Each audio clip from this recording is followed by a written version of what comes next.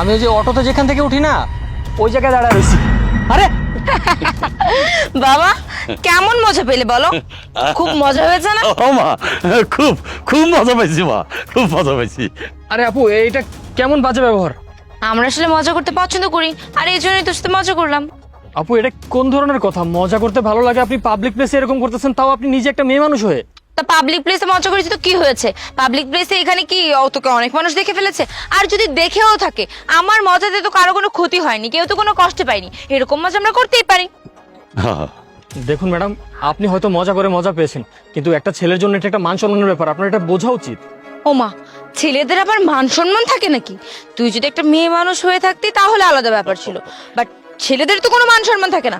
ছেলেদের সাথে যেটা মন চায় সেটাই করা যায়, আর এই মজা তো করাই যায়। দেখুন ম্যাডাম, আপনি কিন্তু রীতিমতো আমার সাথে খুব বাজে ব্যবহার করতেছেন, আমি কিন্তু পুলিশের কাছে কমপ্লেন করবো। এই এই ছেলে, কানের নিচে এমন একটা দেবো না, এখানে অজ্ঞান হয়ে পড়ে থাকবি, বুঝলি? ও আমার মেয়ে না, ও আমার ছেলে, ও যা খুশি তাই করবে। আঙ্কেল, আপনিও এটা সায় দিচ্ছেন আর আপনিও হাসি তামাশা করছেন। আপনার মেয়ে একে তো একটা অকারেন্স করেছে, আমার সাথে এইভাবে মজা নিচ্ছে, আর আপনি তাকে বারণ না করে তার সাথে তালে তাল মিলাচ্ছেন। এই, তুই আবার মুখে মুখে তর্ক করছিস? আমার উচিত ছিল কি জানিস, তোর সাথে আরো বাজে মজা করা। এমন থাপ্পড় দিব না একেবারে হসপিটালের বেডে গিয়ে পড়বি। আমাদের মজা করতে ইচ্ছা করেছে, আমরা মজা করেছি, তোর যা মন চাই তুই করে দে, যা তো। চল বাবা। চল না। আপনাদের নামে তো আমি পুলিশে কমপ্লেন করবই।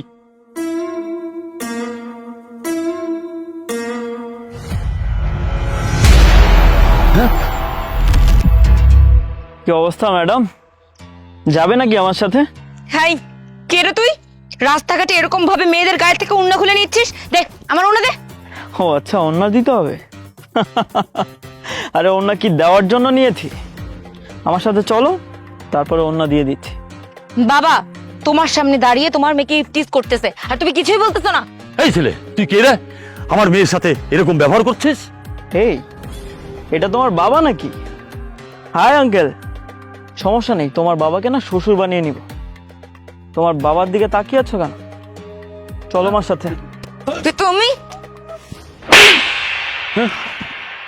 এত বড় সাহস, তুই আমার গায়ে হাত তুললি? এই ছেলে, তোর এত বড় সাহস, আমার সামনে আমার মেয়ের গায়ে হাত তুলেছিস? আর আপনার মেয়ের সাহস কি করে হয় আমার মতো একটা ছেলের গায়ে হাত তোলার? আপনার মেয়ে জানে আমি কে? আমি হচ্ছি এই এলাকার সব থেকে বড় মাস্তান। আজকে তোমার বাবা তোমার সাথে আছে, কিন্তু কালকে যখন তোমার বাবা থাকবে না, তখন ঠিকই তোমাকে উঠিয়ে নিয়ে যাবো। Mind it. লজ্জা করে না? একটা মেয়ে মানুষের বুকের থেকে তুই এরকম ভাবে ওড়না খুলে নিয়ে গিয়েছিস। আশেপাশের মানুষজন আমাকে এই অবস্থায় দেখতেছে, আমার কি কোনো মান সম্মান নেই? শোন, দেশে আইন কানুন আদালত সবকিছুই আছে। আমি তোর নামে পুলিশ স্টেশনে কমপ্লেন করবো, তারপর তোকে জেলের ভাত খাওয়াবো। ও আচ্ছা, মান সম্মান কি শুধু তোমার একার আছে? দুনিয়াতে কি আর কারো মান সম্মান নেই? আজকে এই রাস্তার মাঝখানে তোমার বুক থেকে ওড়না সরিয়ে নিয়েছি বলে তোমার মান সম্মানে লেগেছে, তাই না? কিন্তু একটু আগে যখন পাবলিক প্লেসে তুমি আর তোমার বাপ মিলে একটা ছেলের প্যান্ট খুলে দিয়েছো, সেটা কি ওই ছেলের মান সম্মানে লাগেনি? হ্যাঁ, মান সম্মান কি তোমাদের মেয়েদের আছে? ছেলেদের কোনো মান সম্মান নেই? এই নাও তোমার ওড়না। তোমাকে ইপটিজিং করার কোনো মন মানসিকতাই আমার ছিল না। আমি যখন একটু আগে নিজ চোখে দেখলাম তুমি আর তোমার বাপ মিলে একটা পাবলিক প্লেসে একটা ছেলের প্যান্ট খুলে দিয়েছো, তুমি আর তোমার বাপ মিলে রাস্তায় বেহায়াপনা করছো, তখন এটা দেখে না আমার নিজেরই খারাপ লাগছিল। আর এই যে চাচা, আপনার বয়স কত? হ্যাঁ, নিজের দিকে একটু খেয়াল করেছেন যে আপনার বয়স কত হয়েছে? আরে বুড়ো হয়ে গিয়েছেন আপনি, আর এই বয়সে আপনি এসব করছেন, তাও আবার আপনার মেয়ের সাথে। হ্যাঁ, এই বয়সে কোথায় আপনার নামাজ কালাম পড়ার কথা, কোথায় সঠিক পথে থাকার কথা, সেই বয়সে এসে আপনি আপনার মেয়েকে এসব শিক্ষা দিচ্ছেন।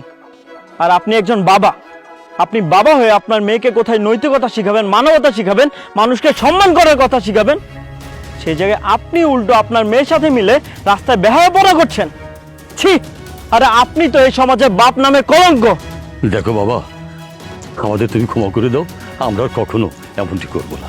ভাইয়া, আসলে আমরা সবসময় মানুষের সাথে মজা নিতাম, মানুষরা কি ফিল করতো কখনো বোঝার চেষ্টাই করিনি।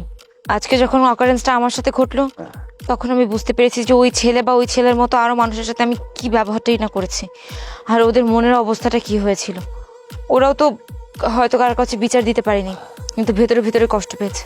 আমি আপনাকে কথা দিচ্ছি, আমি আর কখনো এরকম করবো না। আমাকে দয়া করে মাফ করে দিন। মজা না ততক্ষণই লাগে যতক্ষণ সেটা আমরা অন্যের সাথে করি, কিন্তু সেই মজা যখন অন্য কেউ আপনার সাথে করে তখন সেটা আপনার কাছে আর মজা লাগে না, সেটা আপনার সম্মানে এসে লাগে। যাই হোক, আমি কোনো মাস্তান টাস্তান নই, আমি একটা ভদ্র ফ্যামিলির ছেলে। আর আমি আপনাদের সাথে এটা করেছি কারণ আপনাদেরকে বোঝানোর জন্য। চোরকে ধরতে হলো না, চোর সাজতে হয়।